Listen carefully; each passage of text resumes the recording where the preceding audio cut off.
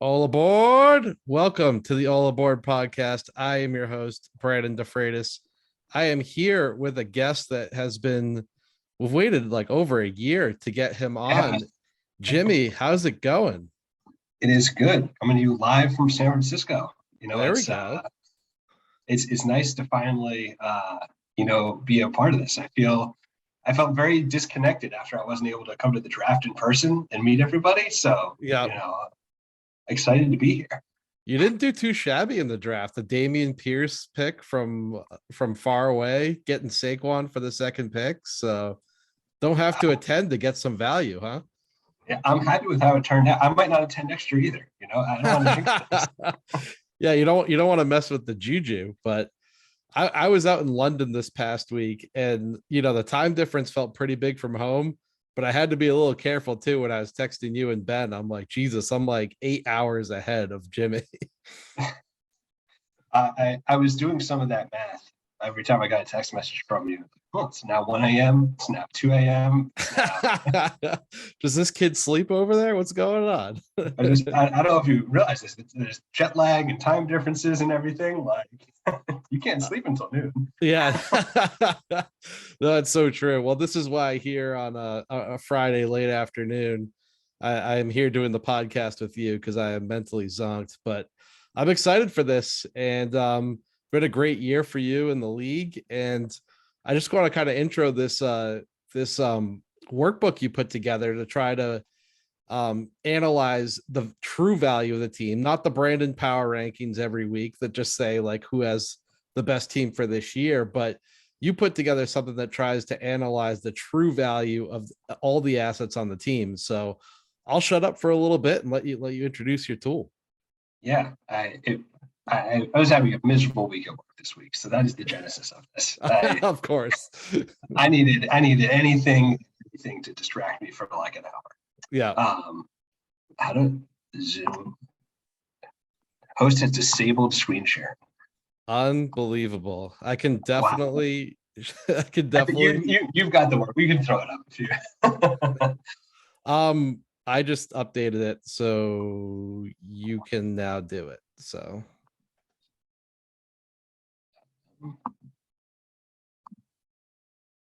I think that worked. excellent. It did. All right, here we go. We got it up. Wonderful. Yeah. So, Brandon, essentially what I did, I took everybody's rosters, everybody's draft picks, dumped them all into a spreadsheet, and then used assigned values to each of those assets. Yeah. So the goal here is to get a view of, if you think about not just competing this year, but what our franchise value in total, out through 2030, whenever, or whatever that horizon we want to use. Yeah. Who's actually set up for success here, Mm-hmm. versus who is maybe competing this year, but the future doesn't exactly look bright. I'll just say that. I can feel the pain already on my build. So the two tricky parts here, I will say, one, obviously there's a million different ways you can think about a player's dynasty value. To keep it easy, I used a free source. I used Fantasy Pros, like October value chart, just as a snapshot. I mean, when we get into this, I'm sure we're going to look at players and it's going to make zero sense compared to how we might be viewing the world. But I figured this is a good objective source. Okay. Yeah. And then for picks, I think, and this is actually a great timing for this discussion after John Mee just traded away the 2025 draft, or received the 2025 draft. Yeah. When we thought about that, it's a long way out. I mean, yeah. So going back to college accounting, college finance courses, present value of money, present value of picks, just discounted how we were thinking about 2024 picks, 2025 picks. So 2023 first is worth more than a 2025 first.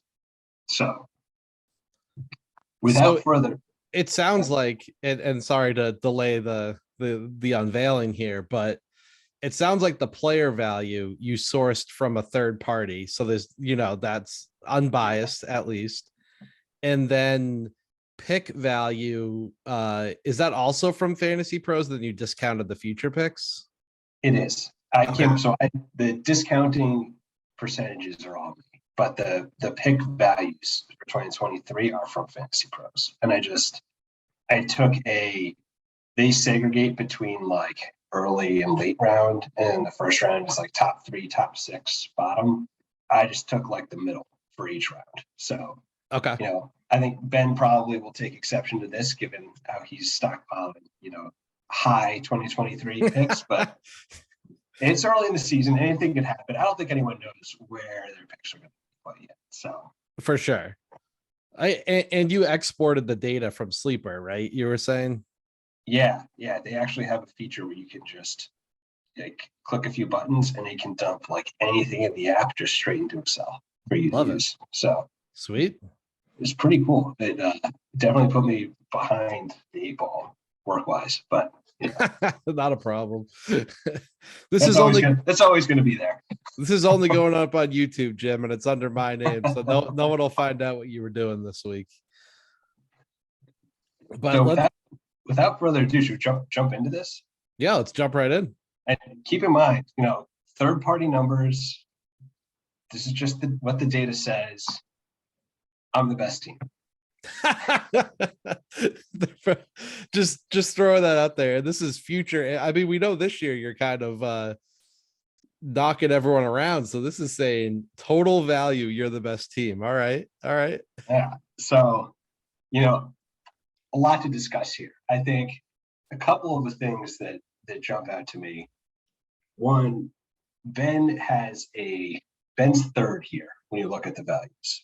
Yeah. But, more than half of his value, so to speak, is tied up in these traffics. So if he winds up with Trent Richardson, Blaine Gabbert, and whoever else coming out of 2023, I mean, he could be in some serious trouble because his players right now, apart from a couple studs, maybe not the strongest. And I like you pointing that out, Jim, because it's like some of these it's like total value. It's kind of fun. It's like, hey, I got the best team, but like we know there are inputs here that are subjective. But some of the observations we can make is, holy crap, over half of Ben's value is probably in his draft picks. And those are uncertain future assets, even in the brightest of years. So that's something we can flag and kind of comment on and, quite frankly, roast on a podcast. Yeah, and it's a similar story with Travers. I mean, you see a similar type of, and not quite as drastic here, but a lot of his team values up in the draft picks, and it makes sense because both of them have been selling all off season, summer, the first couple of weeks here. So, that at least kind of supports that maybe this isn't like completely way off in terms of methodology. I think the other piece I call it is you. Where I think we all know that you are effectively the Rams of our league here, just dealing away draft picks left and right. F them picks, baby. But I mean, it seems like it's working here because when you think about the value of your players long term, especially with the rookie class you brought in here, you have what the numbers say is sort of the best current player base if you think about the dynasty value. Let's go.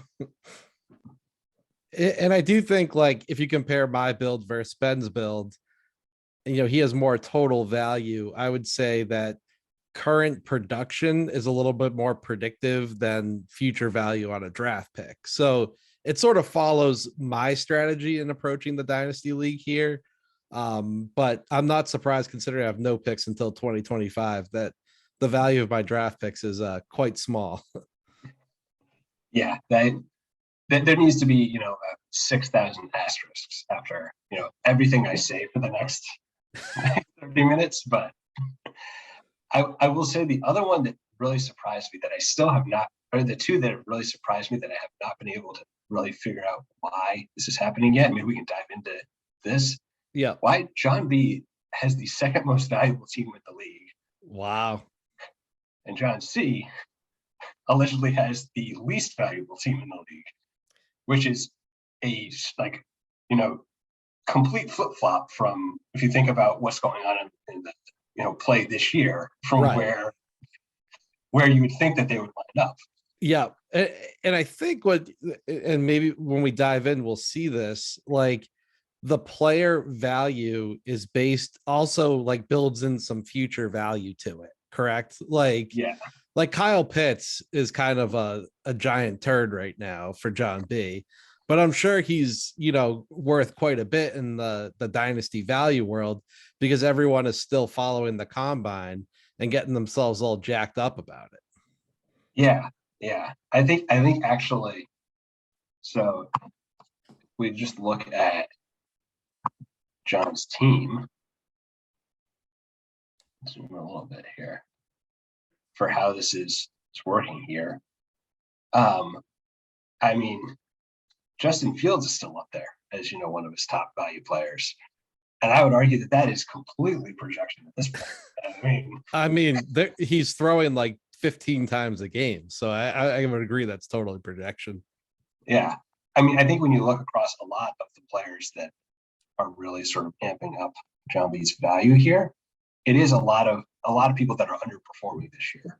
And I think you can make the argument one way or another, is this a blip or is this like predictive of what's going to happen in the next few years? But I mean, Pitts has done nothing. CeeDee Lamb has been up and down. Kyler looks anemic. Justin Fields doesn't look like he's playing quarterback. DJ Moore is been just reduced to nothing by Matt Rule and Big Mayfield. So ETN's definitely projection too at this point. Yeah. And maybe this is just a labeling thing. It is interesting that the 2024 second is his most valuable pick over the 2023 first. I wonder. This includes all 2024 seconds. Oh, okay. Yep. Okay. So he has multiple. Yeah. I was trying to figure out how to get that onto the table and I gave up. Yeah. No, yeah, that's totally fine. Yeah. And I do want to point out for the audience, there was a trade that went through today. This is post trade, from my understanding. Is that correct, Jim? Yeah. So this is Monday, or no, Tuesday morning rosters but then post the trade today. It does not account for the waiver activity this week, but I would imagine it does. I don't think that really moves the needle on any of this. I just picked up Andy Dalton. I could be starting him this week. That's got to move the needle somewhat, There's a broad category at the bottom of those fantasy pro rankings for they have the top 30 quarterbacks, top 50 running backs or whatever. And then there's an all other. And it's like everybody else is worth one or something. I think everyone on the waiver wire at this point falls into that category. Yeah. Probably my Mac Hollins. I was probably better off with the 3rd round pick there a couple of weeks ago. But let's dig into John's a little bit now too, because I remember we were saying player value was similar, and going through John's top guys, it's a lot of future projections, I would say, especially with you pointed out Pitts, Fields. But let's check out John Canellis's roster, see what it's saying there. I do know he has some older players who are probably currently producing more. I think that's probably definitely it. Yeah, Lamar and Cooper studs. Mm-hmm. But I think the big difference down here is guys like Aaron Jones, who, at least on paper here, look like they are, top 10, top 20 at their position, but yeah, they're a little old. Yeah. Well, even Tyler Lockett's been producing. He's down at 23, and Hunter Renfrow 21. I think he can kind of rebound a little bit, but this is sort of not extremely surprising to me with John's roster, and that I do think it is still a little top heavy at the moment, and even his top heavy guys are a little bit on the older side. Yeah. So I think this is going to be interesting, but I mean, obviously, clearly, John's competing this year, aiming to win, defending champion and everything, but it'll be interesting, this off season. What does he blow it up and go back to the drawing board, or does does he try to do like an active retooling or a soft rebuild? Or go with the Mark the Melon. No one knows what you're attempting, but you're refusing to go one direction or the other. Just my personal take on what's going on with Mark over there. It's another interesting when we can look at what his team looks like here.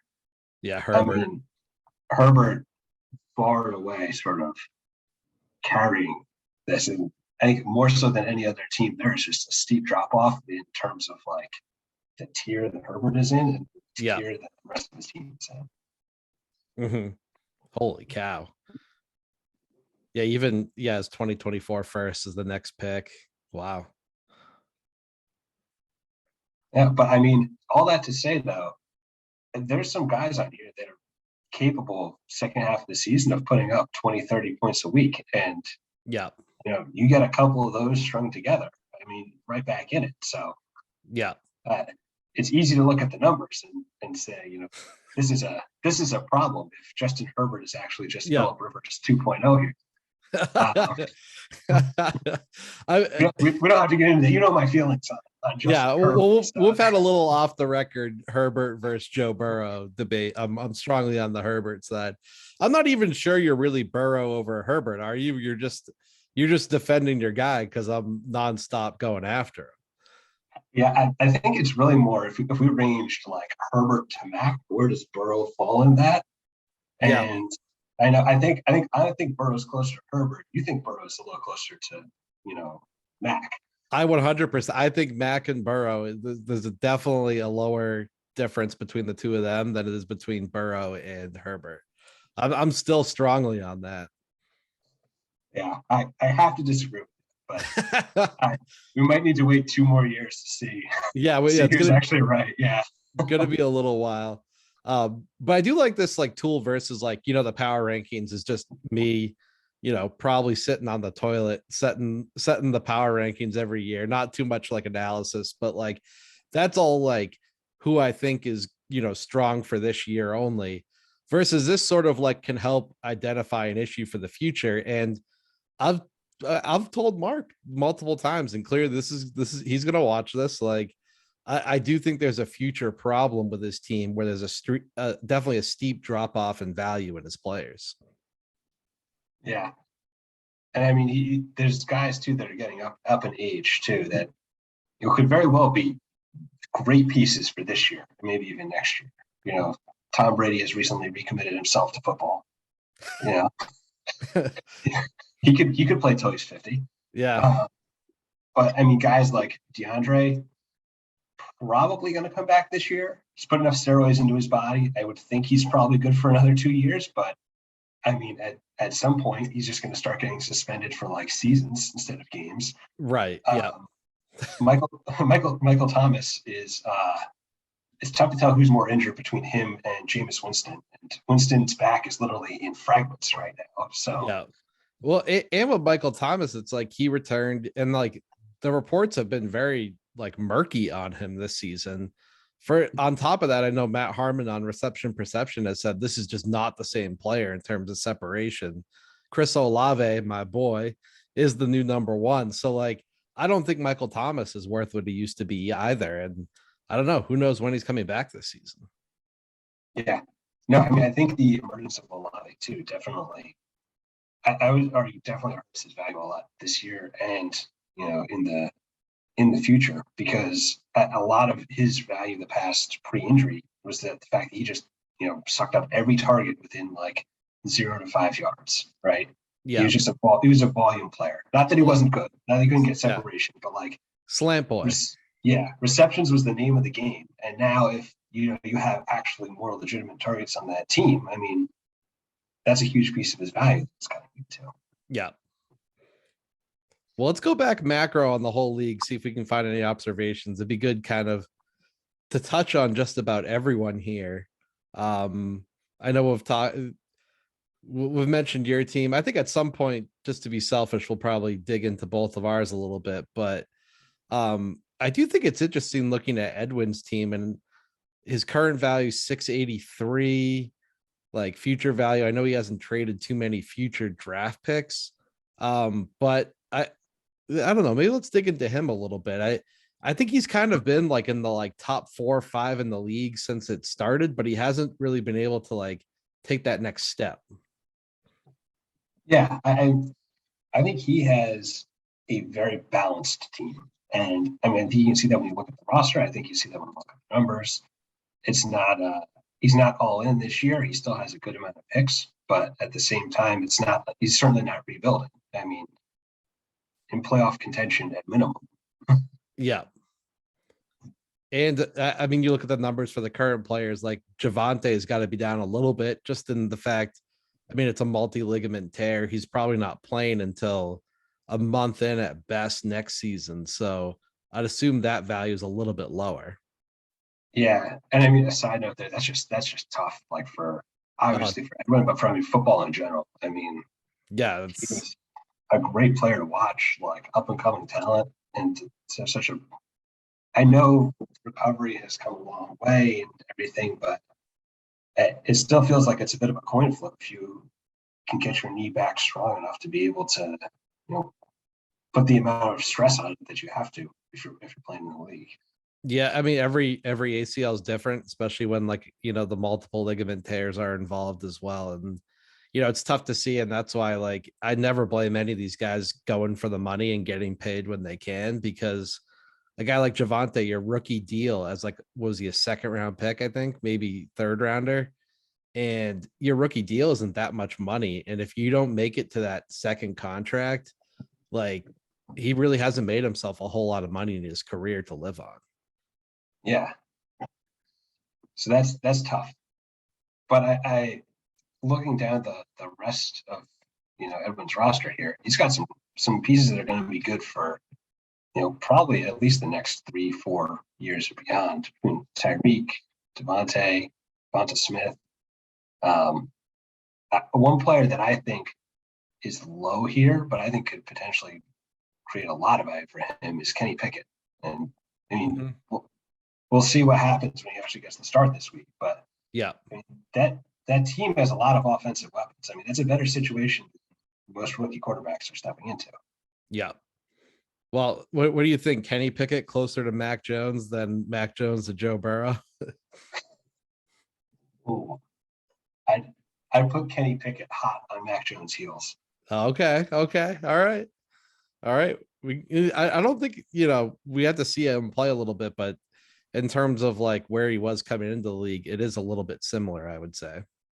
Yeah, I don't think anyone expects him to light the world on fire, but I mean he was a solid player at Pitt. He can distribute the ball, and he has experience tossing it up to stud wide receivers and Yeah. Jordan Addison at Pitt. So I mean, just sub in Pickens, Deontay.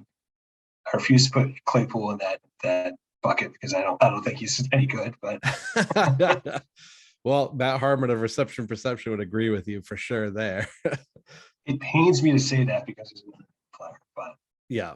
I didn't think he was that great at Notre Dame either. So Well, he was thought of as maybe a tight end coming into the league as well. They didn't know if he was going to be a tight end or a wideout. So definitely good. He's a physical freak. He wasn't great at football. Yeah. I don't think that's necessarily changed. Mm-hmm. Yeah, no, I definitely agree with you there. I think one point I'm looking at like the highest player value teams. It goes me, you, then Alex. Let's pop over to Alex. There's been a ton of injuries, but maybe this can give him some hope for the future. And he's got the second lowest pick score because he traded away a bunch of his first, but he does still have a second and 20. So he's got more picks left than I do.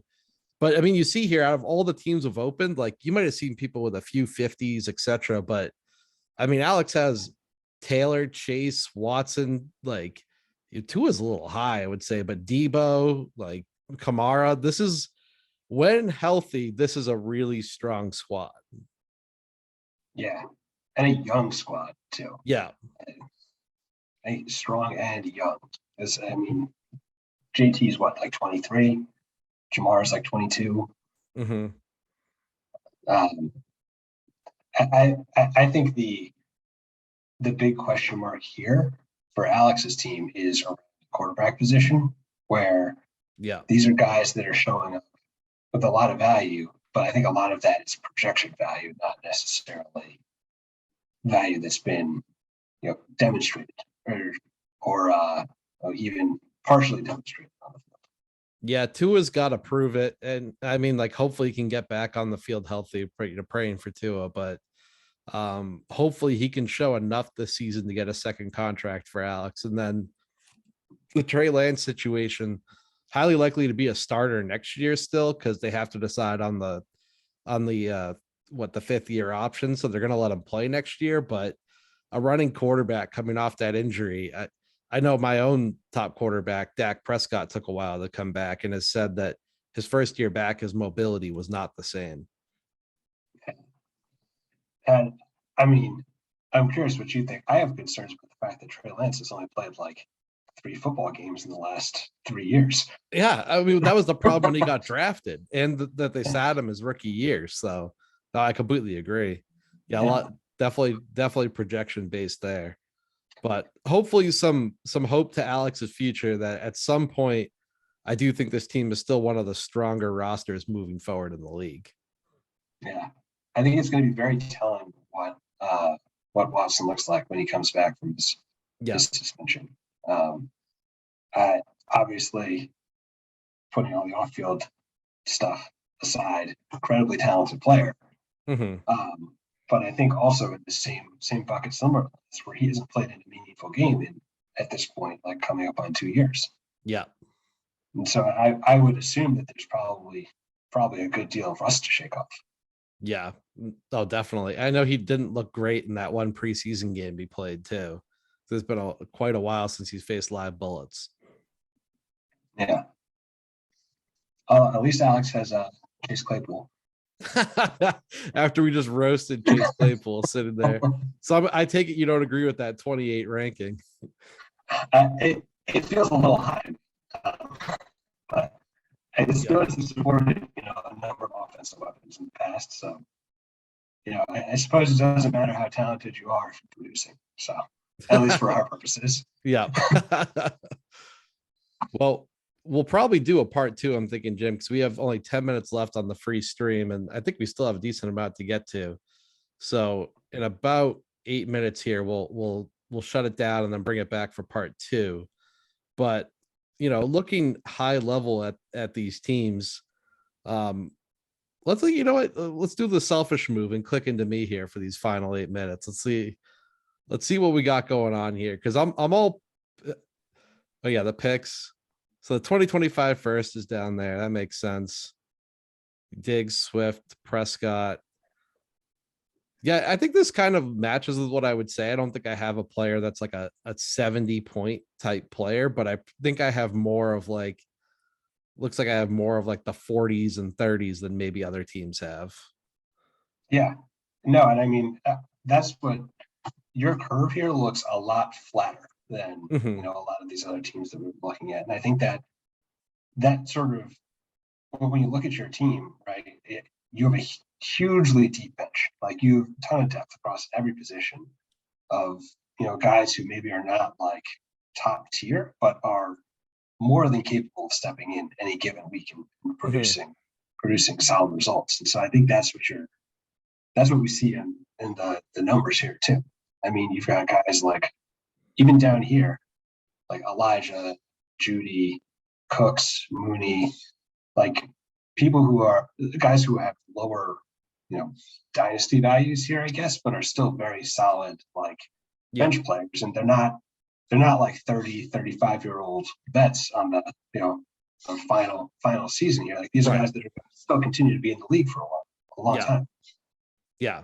No, I agree with that, especially hopefully I can avoid some of the things that have happened to my team off the field in the first few years. But speaking of pure projection, Kadarius Toney, I mean, I don't know if you're interested in, I could use Jared Goff in that 2nd-round pick again, Joe. Yeah, I have to say the early results of that trade are looking fairly skewed in my favor. So it's interesting. can you bring up two teams at once? Because I'm curious, like, where does Saquon come up against Stephon Diggs? Because I know, like, you traded the second pick for Saquon to me, and I traded it away for Diggs. So where are we looking? Okay, so Saquon and Diggs, basically 1 point between them. Okay. I mean, do we do it to Travers? Do we bring Ken Walker in here, who was drafted with the 102? Let's see.